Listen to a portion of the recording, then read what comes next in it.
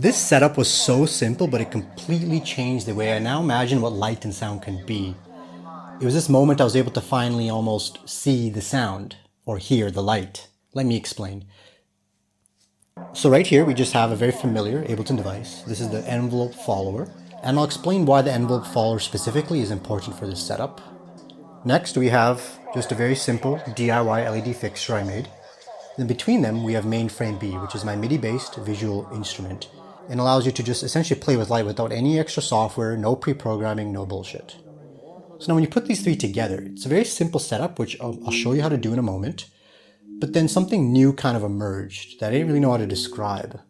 And it made me realize that what we considered a lot of audio-reactive devices were just kind of garbage, cheap gimmick music visualizers. And we know this because we don't really use them that much. Whereas what we had here is something that was fluid, it was expressive, it had feeling behind it. And this is just the basic setup, because it could get a lot more powerful from here. Because in this setup, the envelope follower acts as almost like an interface between sound and light. Envelope followers are very good at kind of capturing the overall motion, the movement, the energy of sound, and now you're able to bring that to light. On the audio side, you have access to all the same audio tools you're already using, like EQs, filters. You could map any audio track you want to it to get individual expression in the lights. And then on the lighting side, MAINFRAME-B is just another MIDI track.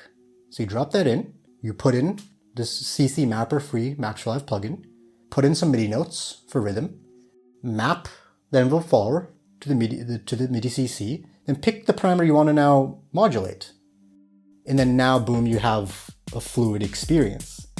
And it's kind of crazy, but it's not just about an automated audiovisual experience you're just observing, but something you interact with that you're able to craft and shape yourself. You could go crazy on the audio side. It's a world you already know. But then on the mainframe side, you could customize with all the parameters and the layering and the power of the mainframe engine you can now play with.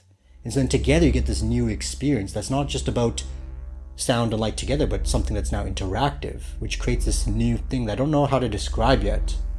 So I'm just trying to speak honestly. But the best way I can is you could see the sound and hear the light.